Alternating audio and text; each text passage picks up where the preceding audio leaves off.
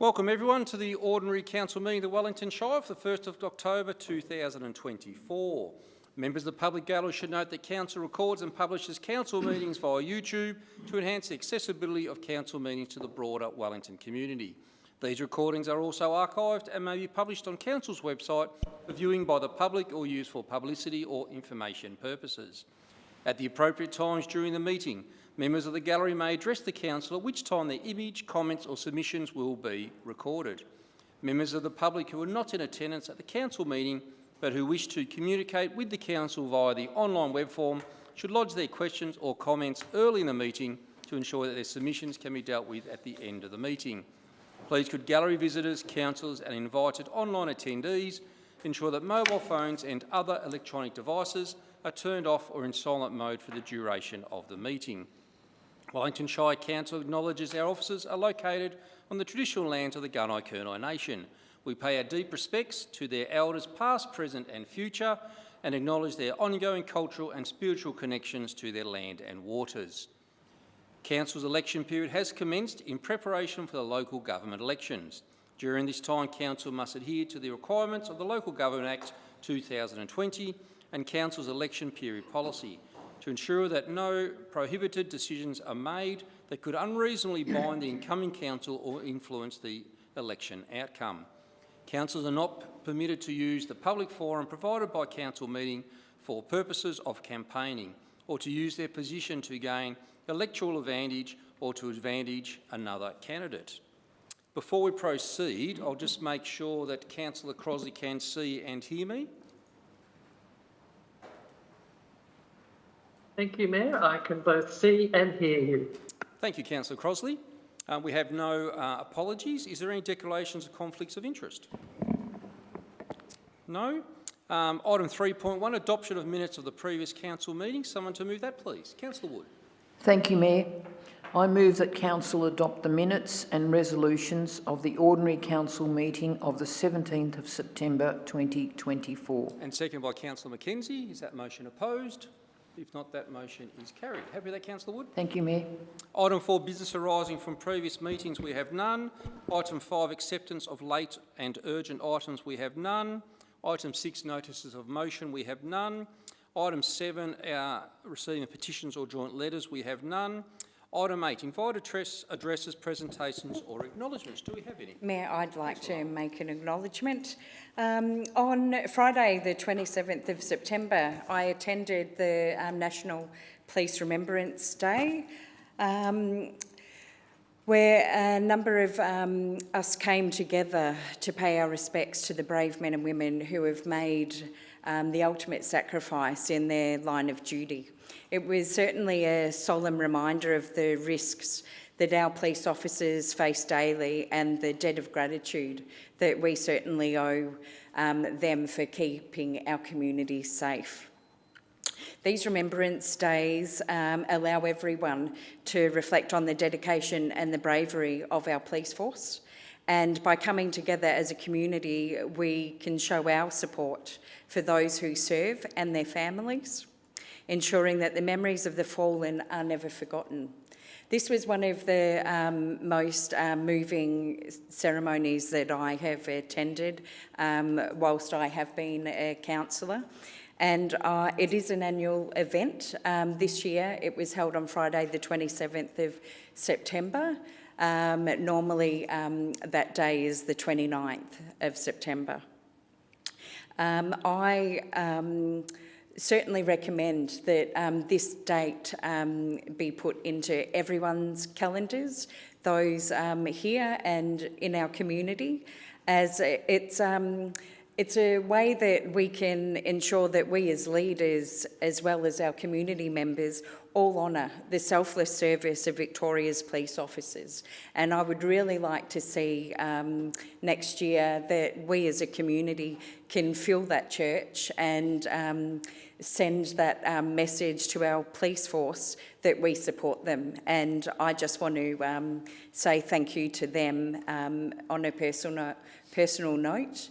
And offer them our thanks. Thank you. Well said, Councillor Barr.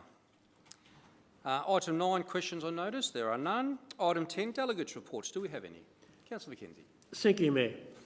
On Wednesday, September 25, Star of the South, Suvley 10, held their 29th Community Advisory Group meeting in Sale, held in person and remote.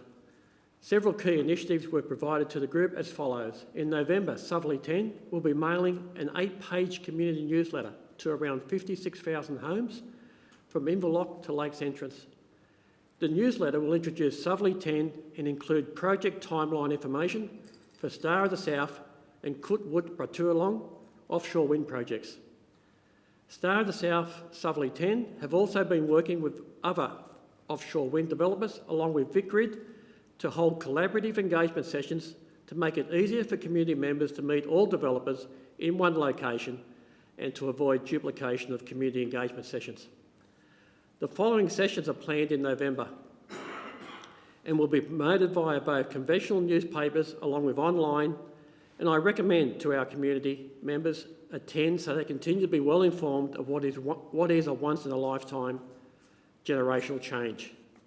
Confirmed dates and locations are as follows. Sea Spray Surf Lifesaving Club, Friday 8th of November, 4:30 to 6:30 p.m. Foster, the Managum Community House, Wednesday the 13th of November, 3 p.m. to 6 p.m. Traralgon Gippsland Performing Arts Centre, Meeting Room 1 and 2, Thursday the 14th of November, 4 p.m. to 6 p.m. And Yarram Agricultural Show, Saturday the 23rd of November, 8:30 a.m. to 3:30 p.m. A significant move forward was the finalisation of the Gippsland Offshore Wind Alliance, which was launched at the Gippsland New Energy Conference.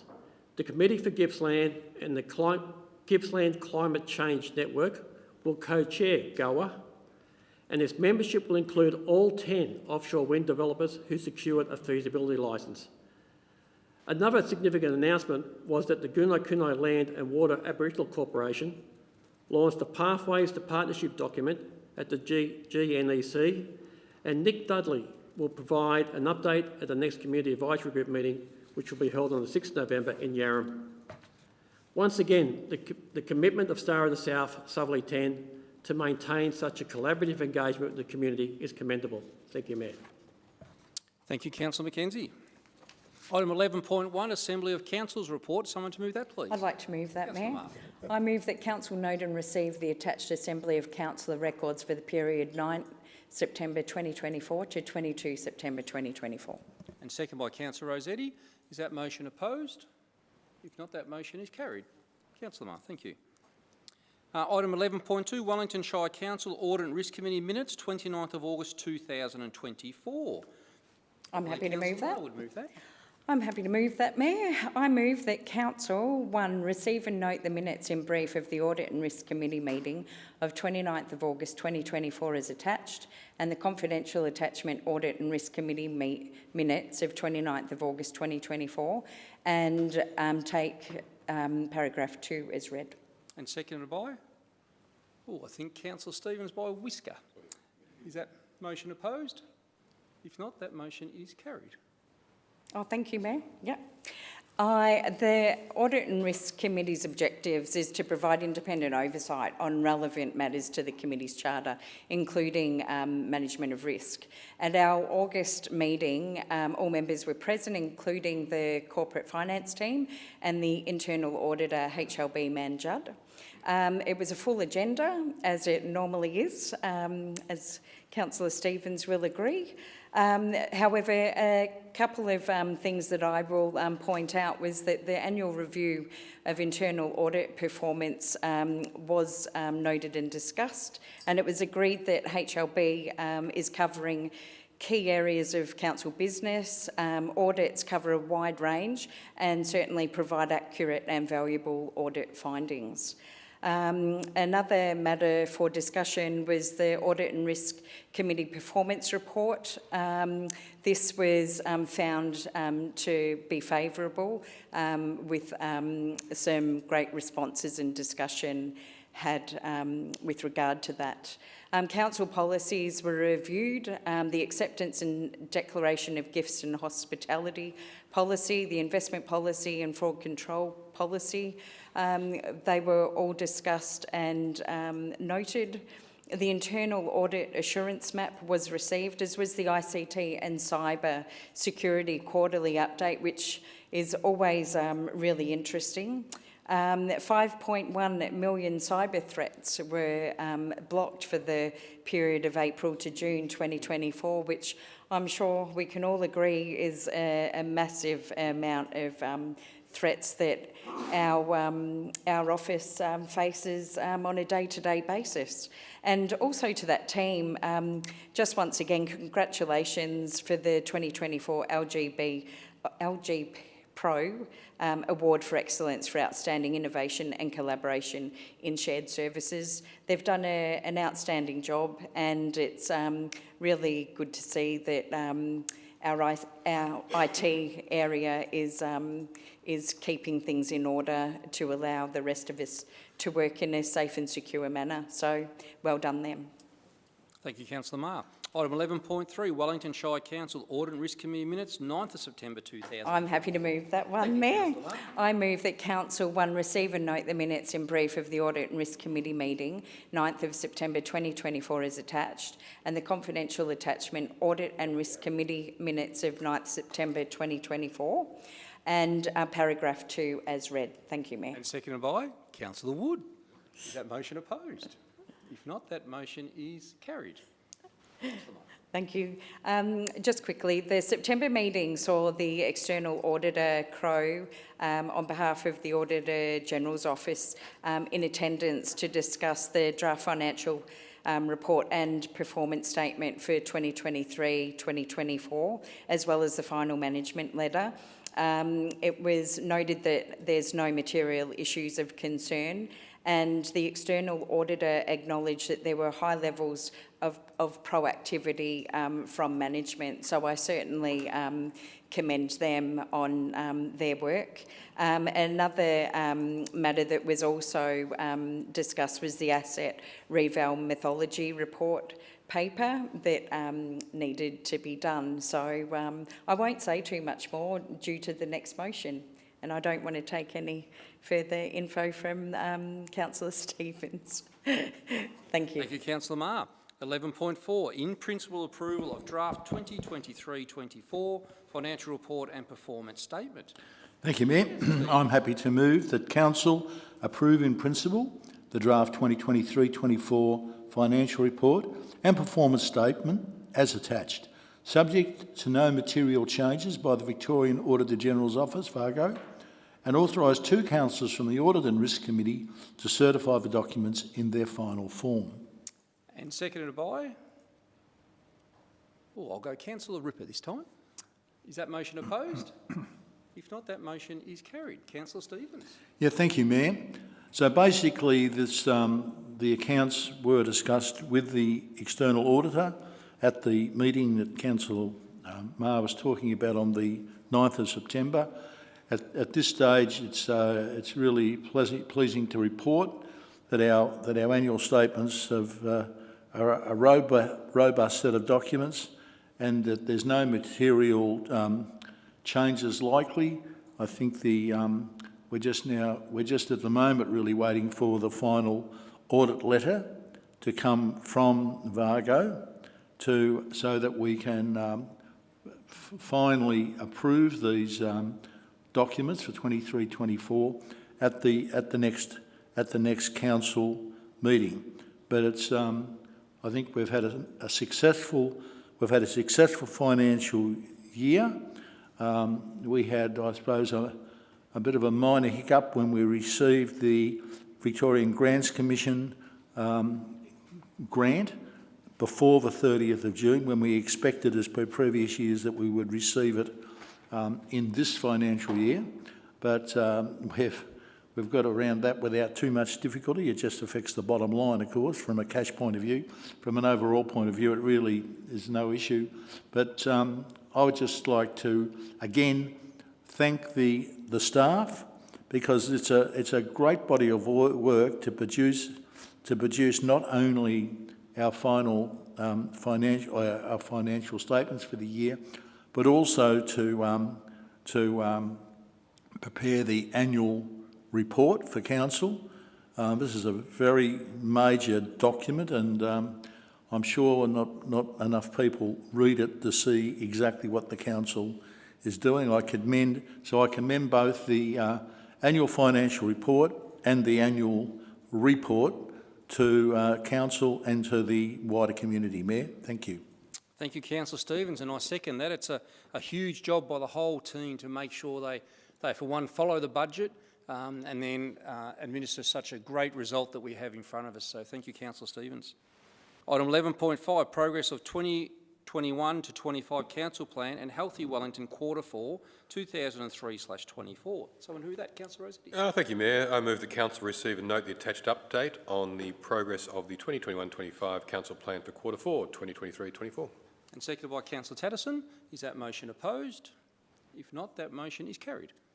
Councillor Rossetti. Just to say that each new council coming in spends a lot of time building the council plan to look at what their priorities are. And these reports simply show the great work that's done in those areas. While reading can be a bit dry, it's actually interesting having looked through and seeing the diversity of the sorts of tasks that council's involved with, and it's pleasing to see the outcomes that come through that. Even things in Dargo, things in Nicola, things down the coast at Port Albert and Yarram and Seaspray and Locksport and every single corner of our great Shire. And as I say, so I certainly commend it to anyone to have a read of, to see the diversity of what goes on.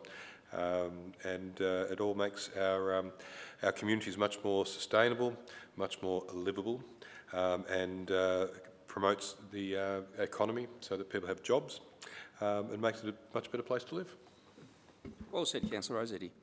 Item 12.1, Gippsland Regional Sporting Complex, Netball Court Resurfacing. Someone to move that, please. Thanks, Mayor. Councillor Ripper. I'd like to move 1, adopt the recommendations contained in the attached confidential tender contract 2025-047 evaluation report for this council meeting agenda for the GRSC, Netball Court Resurfacing, and 2, council note and agree that this is a routine project adopted within the annual capital works program, and that to ensure the work is completed in a timely manner, an exemption under the election period policy be applied. And 3, note that the information contained in the confidential attachment tender contract 2025-047 evaluation report relating to the GRSC Netball Court Resurfacing was designated confidential by the General Manager, Build and Natural Environment on the 20th September 2024 because it contains confidential information as defined in Section 3(1) of the Local Government Act 2020, G2. Private commercial information being information provided by business, commercial or financial undertaking that, if released, would unreasonably expose the business, commercial or financial undertaking disadvantage, except that once the recommendation has been adopted, the name of the successful tenderer can be made public. And seconded by Councillor Marr. Is that motion opposed? If not, that motion is carried. And before I go back to Councillor Ripper, I'd like to announce the successful tenderer is Clint Kelly Excavations. Congratulations. Councillor Ripper. Thank you. The background for this is the existing GRSC netball courts were completed in late 2010, with the acrylic playing surface now at the end of life and has needed replacement. Accordingly, the tender was advertised and evaluated. Thank you. Thank you, Councillor Ripper. Item 12.2, Annual Kerb and Channel Reconstruction Program. Someone to move that, please. Councillor Rossetti. Yes, thank you, Mayor. I move that 1, Council adopt the recommendations contained in the attached confidential tender contract 2025-031, evaluation report of this council meeting agenda relating to the annual Kerb and Channel Reconstruction. 2, Council note and agree that this is a routine project adopted within the annual capital works program, and that to ensure the work is completed in a timely manner, an exception under the election period policy be applied. And 3, note that the information contained in the confidential attachment tender contract 2025-031, the evaluation report relating to the annual Kerb and Channel Reconstruction was designated confidential by the General Manager, Built and Natural Environment on 19 September 2024 because it contains confidential information as defined in Section 3(1) of the Local Government Act 2020. Happy to take the rest as read. Oh, you're doing such a good job in getting through that. And seconded by Councillor Marr. Is that motion opposed? If not, that motion is carried. And before I go back to Councillor Rossetti, the successful tender is Fulton Hogan Industries. Congratulations. Councillor Rossetti. Oh, it's a great program. Look, I must say that curbs and channels you don't really notice too much unless you trip over them or if you don't have them. And there's people who don't have curbs and channels, they want them really badly because they don't like spoon drains. But the fact that we have a program for those who have them to make sure they're fixed and maintained over time is a good thing. Thank you, Councillor Rossetti. We have no one in the gallery tonight. Is there acting CEO? Is there any online comments? No, Mayor, there isn't. In that case, before I close the meeting, I'd like to thank my fellow councillors. If all goes to plan, this will be my final council meeting. It's been a great 4 years and 8 years as a councillor, which I thank the community for, one, electing me, but also thank my fellow councillors for their time on council and their dedication to making sure we do the right things by our elected community and go forward and have a better Wellington. And to my CMT team, to the other members of this great council that we are lucky to be part and privileged to work alongside, thank you for your time. It is a great team and we are very, very lucky to have that in Wellington to represent the residents of our great Shire. So thank you very much. Mayor, if I could say a couple of words then, since we've just had the farewell speech, even though it might be a John Farnham farewell speech, you might come back for another one, and hopefully we do see you again next week. But either way, could I acknowledge the fact that I'm sure you are the first three-term mayor in a row of council, and to have watched you work tirelessly through that 3 years has been quite incredible, and follow through projects that otherwise, when we mix the mayors around, you haven't had a chance to do. You've certainly put in, and the amount of work you've put in for the community has been extraordinary. Just looking through your mayor's report at each meeting, so much activity, so much travel, so much meeting, so many outcomes to achieve. And I think you've certainly left the council and our community in a much better space for the amount of hard work you've put in. It would be easy to coast along in some of these roles, but you've actually left your mark on it. In particular, with the development of the Renewable Energy Conference and the Air Show, they've been a fabulous outcomes for our community, albeit for our Gippsland region, given the Renewable Energy Conference is now being spread across the whole area. And I know the amount of work you put in the background there. But I've also seen you working on some of the smaller issues that don't necessarily get in the headlines of that amazing local paper, the Gippsland Times. But you see a lot of those smaller things where you'll just work quietly around getting outcomes